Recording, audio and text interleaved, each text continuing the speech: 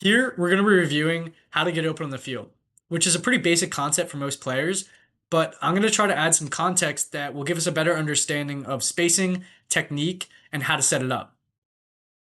Now, when most players are initially taught how to attack a certain space on the field, they're taught to first go somewhere else, then suddenly change direction and attack their original destination space. Now, what this might look like in a vert stack is someone running deep, then suddenly changing direction and attacking their original destination space, which was the under. Now, there's nothing inherently wrong with this. However, some players attempt to apply it in a way that will both fail and be extremely frustrating to them. Let's take a look at this somewhat exaggerated example to illustrate the situation. This isolated player is attempting to get open in the underspace. First, they're going to run somewhere else. In this case, though, they're running towards both their own teammates and the defenders. What this means is that the defense, or his defenders particularly, doesn't actually have to make a move to cover this. And so when the offensive player attempts to suddenly change direction and attack their original destination space, the defense was able to maintain position and shut it down. Why? Well, when we say go somewhere else and suddenly change direction, what we mean is that that original motion and cut actually has to be a viable option, a viable target for the handler. That way, the defense has to respect it and make a move to cover it. So if or when they do, you can then attack your original destination or plan B, with the initiative being that you know when you're going to start changing direction and you know when you're going to start running. That'll leave the defense in the dust. Let's take a look at what this might actually look like on the field. First, our highlighted player will need to get into a position where they can attack two spaces.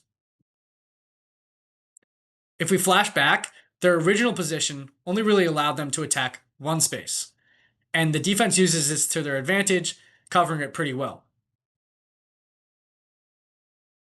Second, our offensive player needs to attack one of these spaces.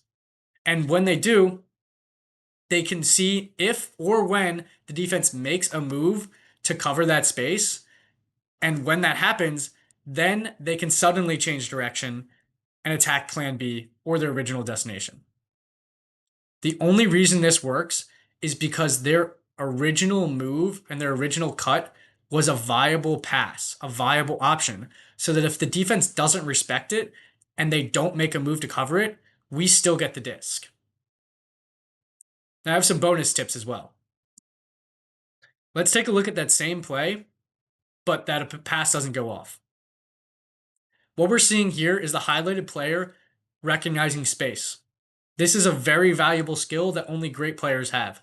Being able to understand when your teammates create space for you and how you yourself can create space for your teammates. In this case, the player immediately recognizes the created space and attacks it, hopefully getting the disc. Another tip, use the defense's ignorance to your advantage.